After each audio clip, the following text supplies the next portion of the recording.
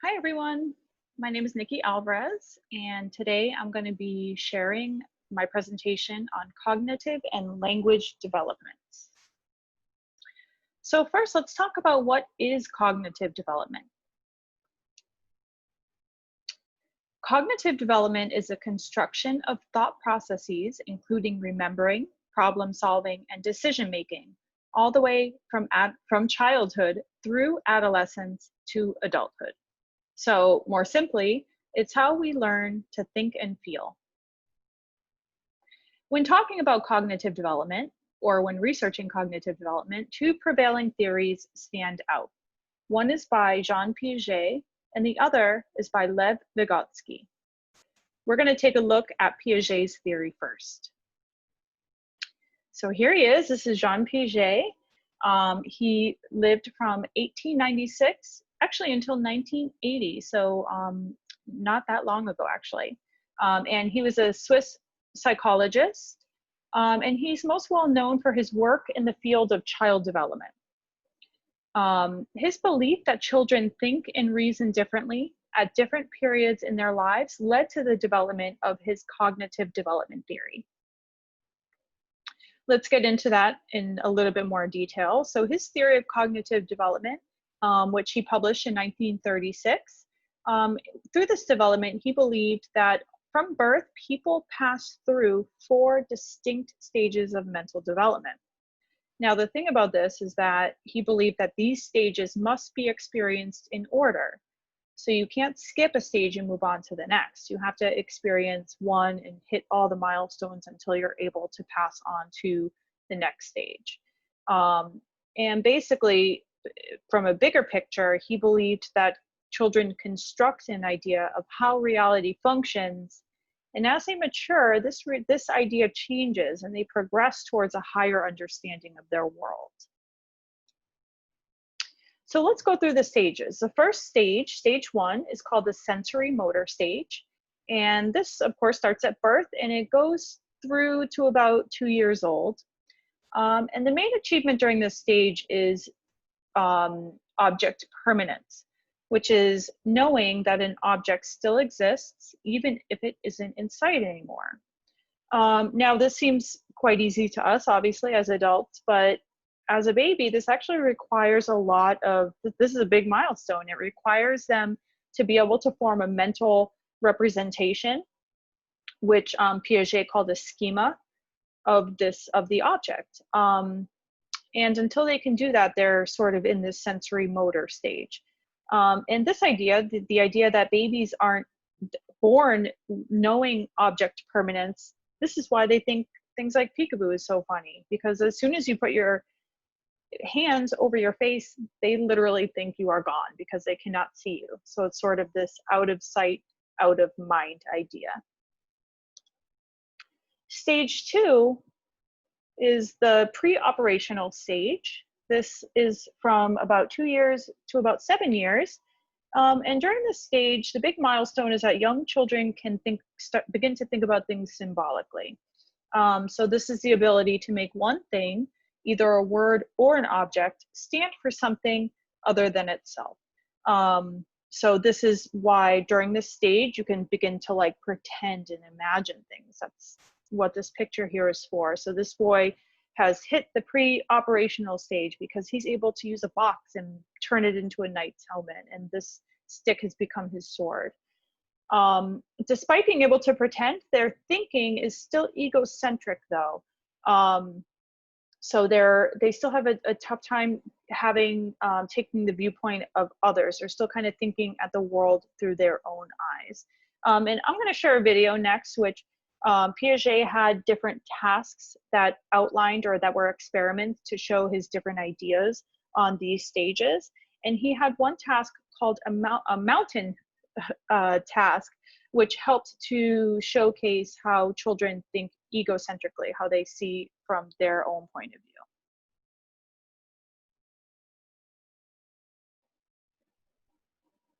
In this mountains game, you really get a sense that children aren't just little adults. They often see the world in surprising ways. Here, the adult and child sit at opposite sides of the table. They can see one side of the mountain scene in front of them. Once they've had a chance to look at the mountain, the adult asks the child to point to which of the 4 mountain scenes that the adult can see. This requires children to think about the mountain scene from another person's perspective. Often, younger children like 5-year-old Braden, they point to the mountain scene that corresponds with their own perspectives of the mountains and not the adults. However, a few years can make all the difference. Delaney, who is 8 years old, can take someone else's perspective more easily, and instead of pointing to the scene from her own perspective, she points to the mountain scene that the adult can see. This game really shows how often children think about and see the world differently than adults. But this is a normal process where children develop what's called a theory of mind, or the ability to see something from someone else's perspective. Sometimes it seems like young children just don't care about other people's thoughts or feelings, but really it's a natural process of learning how to take another perspective and think about something in a very different way than they're used to.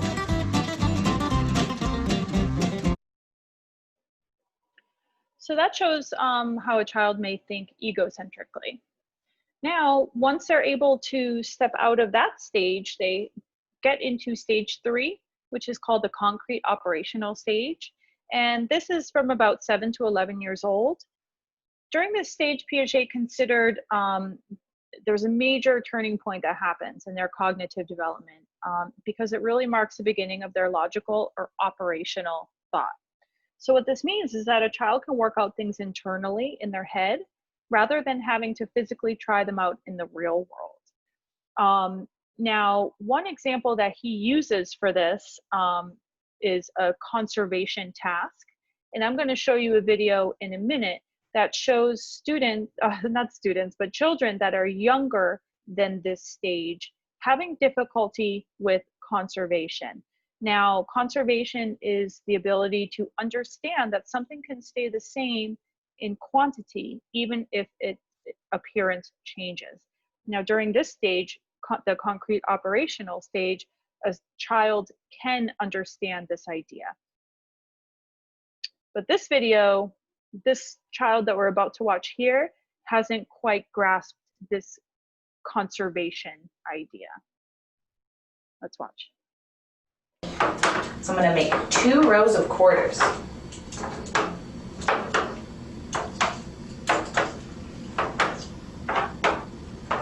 Okay. Does this row have more quarters? Does this row have more quarters, or are they the same? The same. The same? Okay, now watch. Now, does this row have more quarters? Does this row have more quarters, or are they the same? That one has more quarters. That one has more quarters? Yeah. Why does that one have more quarters? Because it's stretched out. Because it's stretched out? Yes. Okay, so how many are in this row?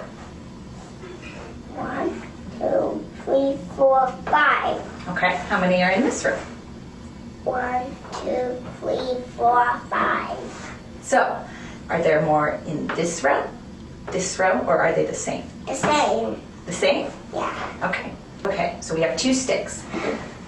Is this stick longer? Is this stick longer, or are they the same? The same. The same?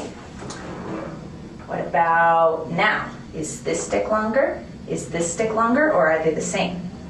That stick is longer. This stick is longer? Yeah. Can you tell me why? Because you moved it over. So now it's longer. Yeah. Okay, tell me.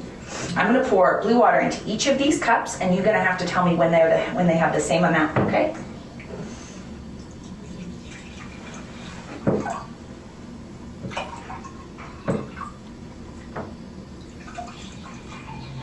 Okay, tell me when this one is the same.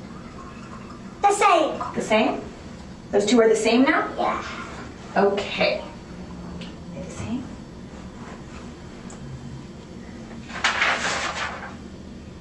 Good? The way they're the same. Good. Okay, now watch this. We're going to take the blue water from this glass, and we're going to pour it into this glass. Now, does this glass have more water? Does this glass have more water, or are they the same? Has more water. This one has more water? Yeah. Can you tell me why? Because that one's higher than that one. That one's higher than that one. Right.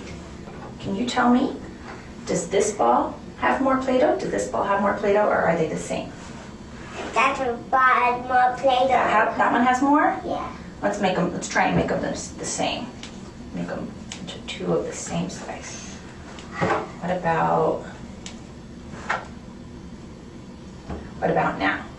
They're the same. They're the same now? Yeah. Okay, now watch. Now, does this one have more Play-Doh? Does this one have more Play-Doh, or are they the same?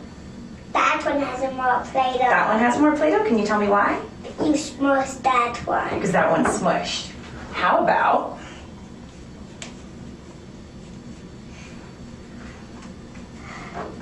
now? Does this one have more Play-Doh? Does this one have more Play-Doh, or are they the same? The same. Now they're the same. Why are they the same? You roll that one back up. Okay, great.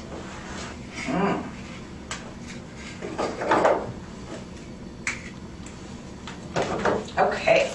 Did we share the graham crackers fair? Is this fair? Yes. Yes? Can you tell me why it's fair? You have one and I do. I have one. You have two and I have one. Is that fair? No. No? How about now?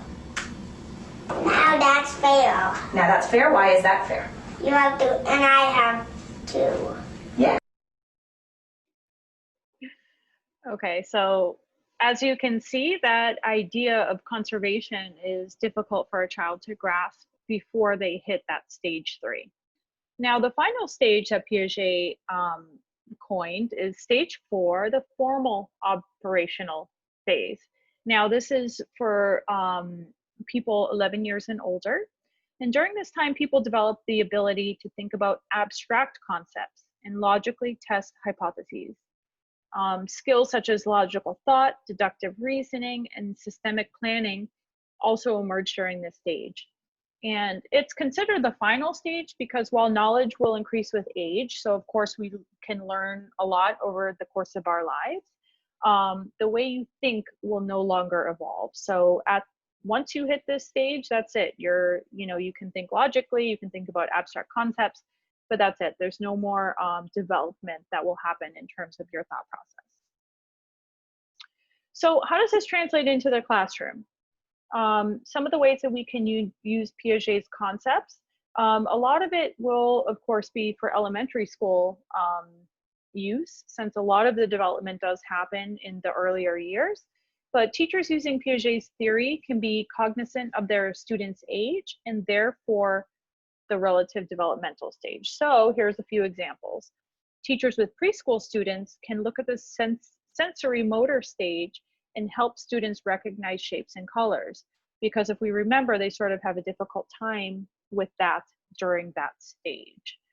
Now, again, teachers with preschoolers through 2nd grade can take a look at the pre-operational stage and make sure that the lessons are student focused, because remember the mountain task challenge, students during this age group aren't really able to see something from your perspective. It's not that they don't care, it's just that they're developmentally not able to do so. And of course, after that, teachers with older kids can really build lesson plans that involve more logical thinking and reasoning. So now we're going to switch gears and we're going to talk about somebody else totally different. This is Lev Vygotsky. He was alive around the same, well, he was born the same year, but he died much earlier in 1934. And he is a Soviet psychologist. He's known for his work on physiological development in children. He was born in Belarus. Sometimes he's called the Mozart of psychology because he applied his genius early on in his life. He was really young when he died. And also, like Mozart, he died very young after battling tuberculosis. He moved to Moscow and set out to create what he hoped would become a new way to understand and solve the social and educational problems of the time. So he saw a real learning gap, and he tried to solve it through developmental psychology. So let's talk about his theory. So it's Vygotsky's cultural historical theory, and he published this in 1924. His main theory is that children develop as a result of interactions between them, so the children, and their social environment. So these interactions include those with the parents, teachers, friends, siblings, anyone they come in contact with. But it also involves relationships with significant objects. such as books, toys, and different practices, different cultural rituals that people or children may participate in. He believed that children are active partners in these interactions, and they construct knowledge, skills, and attitudes. They don't just mirror the world around them, they really come into their own through their interactions with the outside world. So one of the main things that came out of his theory is the zone of proximal development, which is one of the only things I've heard of before diving into this assignment. But he opposed psychologists who believed that children's development occurs spontaneously and cannot be affected by education. So essentially, he opposes Piaget's theory that these stages need to be met in order. He also disagreed with those that said teaching had the power to alter development at any time, regardless of the child's age or capacities. He thinks that it needed to actually occur during a specific window, which he called the zone of proximal development. Vygotsky recognized that the kind of assistance needed to help children develop new skills and concepts within their zone of proximal development took different forms for children of different ages. For example, fostering make-believe play or pretending with preschoolers can help provide them the same support that formal instruction can offer for older students. So in the same sense that, you know, in a classroom using Piaget's cognitive development ideas, with Vygotsky, you also have to take into account the child's age and interact with them accordingly. You're not going to sit down at a table with a preschooler and talk to them about, you know, scientific theories. You're going to play with them. Now, how does language fit into this? Because of course, this presentation is called Cognitive and Language Development. So in addition to cognitive development, similarly, there are also stages of speech. So the first stage is called social speech, and this is external. And if you have children or if you work with young children, you'll recognize this right away. So in this stage, a child uses speech to control the behaviors of others. So an example would be, I want milk. Or in the case of my son, he still says, me want milk. So we're working on that. Stage 2 will be egocentric speech, and this is typical of like 3 to 7-year-olds. And during this stage, the children often talk to themselves regardless of whether or not someone is listening to them. So this is why, you know, for example, my 7-year-old daughter, she just stopped reading out loud when she's reading something. Or if you're looking at a student, or a child, even in the video earlier, he's counting out loud. He's pointing and he's counting. 1, 2, 3, 4. It's an egocentric speech, or just speaking out loud. The final stage, stage 3, is when you can finally have inner speech. So it seems like this isn't really a developmental milestone, but it actually is. So the ability to have that inner thought, that inner dialogue going on, that's actually a milestone. That's the final stage according to speech. And so this allows us to really direct our thinking and our behavior. So, you know, counting in your head is a really simple example, but also just thinking through a problem in your head. This is only possible in stage 3. So what are some takeaways for teachers, specifically with Vygotsky? So points to bring to your classroom using this idea of the zone of proximal development. So this is, you know, if you scaffold information at all in your classroom, that is sort of taking this zone of proximal development into consideration. It's, you know, when you're in that zone, the student can't do this particular task on their own, but they will be able to do it with help of either a student that is able to do it or with a teacher.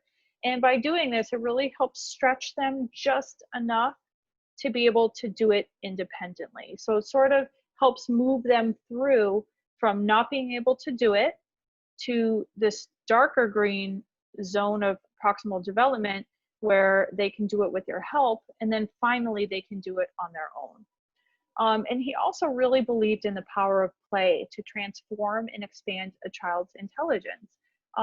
This is partially why a lot of us hear that, you know, it's really powerful just to kind of play with kids. They learn by playing. And this is just ending on a really great quote that I liked from him. A child's greatest achievements are possible in play. Achievements that tomorrow will become her basic level of real action. And so that was a quote by Lev Vygotsky. And there's this little picture of kids pretending and playing. So thank you. That sums up my presentation for today. I hope that you guys learned a little something. I definitely did putting this together. And thank you for sticking through to the end.